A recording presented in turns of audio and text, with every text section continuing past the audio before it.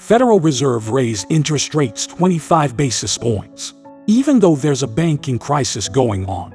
But they're saying everything is just fine about that, because Janet Yellen and Powell, these clowns, are saying the Treasury is ready to take additional actions if warranted to stabilize banks. Additional actions. I guess she means pumping more money to bail out your friends when there's only supposed to be $250,000 covered by the federal deposit. And you said you weren't going to do it, and you did it. It's all a game. They fought the pandemic by pumping in all these trillions of dollars, record low interest rates, and they'll do anything they can to keep this Ponzi scheme going.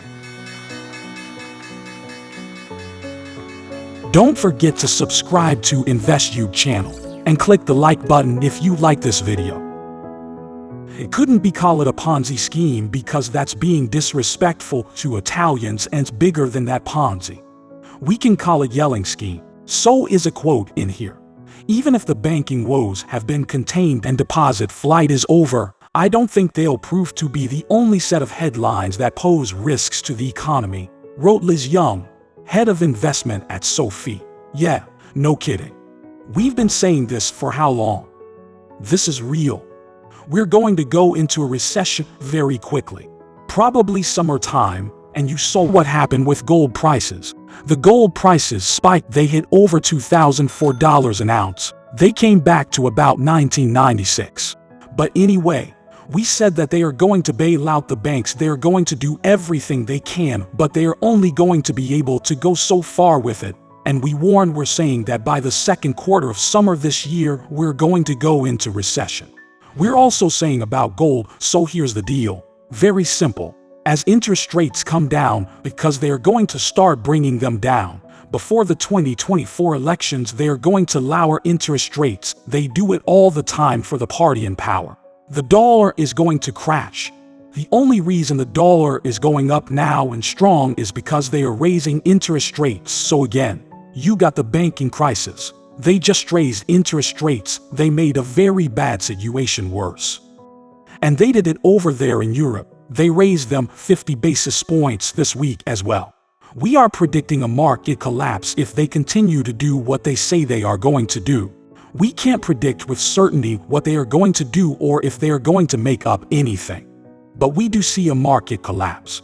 But even in general, if they keep raising interest rates more mildly, it's still going to have a big negative effect on the rest of the economy. The markets may get better, but the rest of the economy will not get better.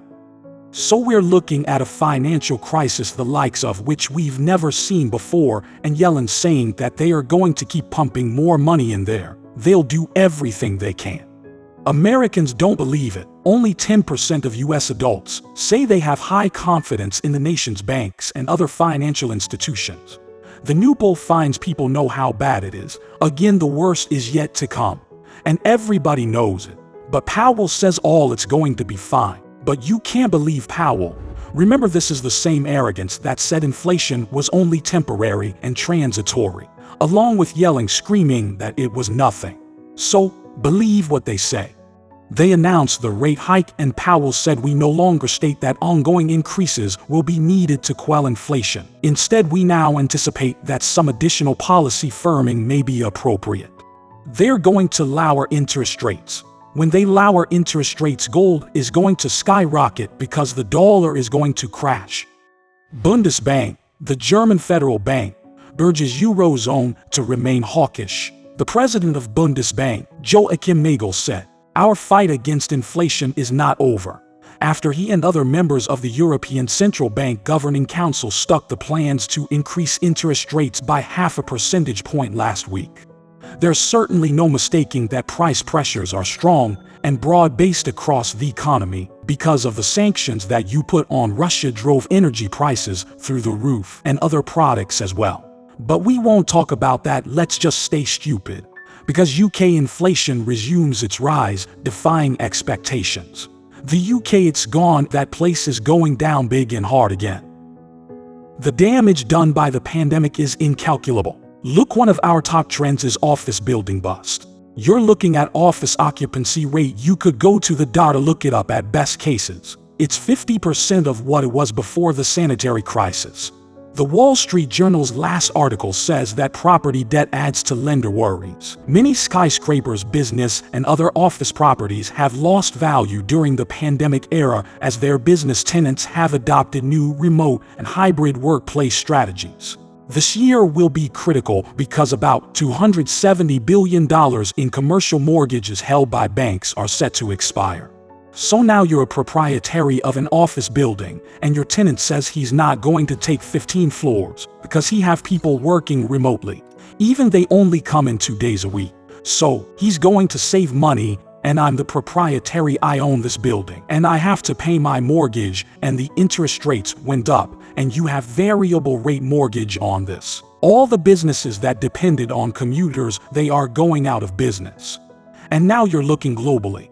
Looking in Europe had a 46% office occupancy rate, places like London 35%.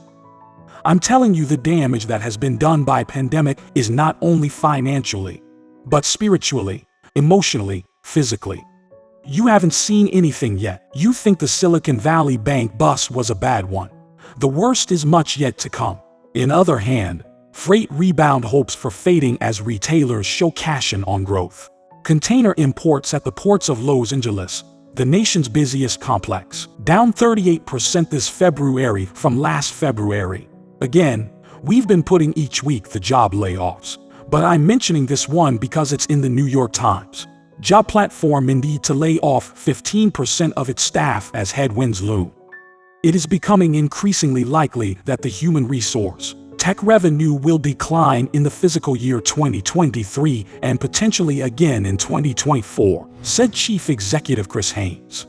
He said job openings in the U.S. declined recently and that the company expects the trend to continue over the next 2 to 3 years. And talking about temporary workers, they fired temporary workers during a holiday season in December 2022, and at the peak of the holiday season, some 35,000. Again, talking about no one's putting the pieces together, talking about the office building bust and less people commuting. Port Authority of New York and New Jersey reported that PATH service, and these are the trains which brings commuters in and out of Manhattan, recorded 52% of its 2019 readership levels last year. The damage that this has done is incalculable. Last week at the meeting of the presidents of China and Russia, both leaders lashed out at Washington and called on the United States to stop undermining international and regional security and global stability to maintain its own unilateral military power. This is big. What's going on between China and Russia? All right, here's the deal. China and Russia versus NATO and the United States. And the winner is absolutely no one. China's willingness to wade into these conflicts, talking about a peace deal, is such a strident way, marks the new phase of the country's vision for itself and its role in the world. Asking for a police plan, they call it a strident effort. You could see they are ramping us up toward war, and as I said, when all else fails, they take you to war. The economy is failing big time. It's going to fail in Europe. It's going to fail in most of the world. See where the shipping is going. See where the firings, layoffs, are ballooning, interest rates going up. If we don't have peace again, nuclear Armageddon is in the near destiny with disastrous consequences for the economy and the world. So here's the deal. When all those fails, they take you to war. And the economy is failing one after another. They're admitting we're going into recession as they keep raising interest rates. BlackRock says get ready for a recession unlike any other. We're going into recession. We won't be bad. Don't worry about it. The rich will get richer and you will just get poorer. I have been saying all this over and over again, but nobody listens. America is a get less country by the facts. Look what's going on in Israel, with the people taking to the streets month after month, week after week, day after day to fight the judiciary reforms that Netanyahu is trying to push. Look what's going on in France, week after week, day after day, millions taken to the streets. France is a country of 64 million people or something like that. America has 332 million, but where is the fight? We are in a very difficult time for the economy and the stock markets. All the ingredients seem to have come together to create a horrible outcome. This is all unprecedented what is happening. So, you ask how long could they do it? The people at the Federal Reserve are addicted to money. They are addicts who will do everything they can to try to keep the game alive. Don't forget to hit the like button and to subscribe and activate all the notifications of this channel. See you in the next video. Greetings and good investments.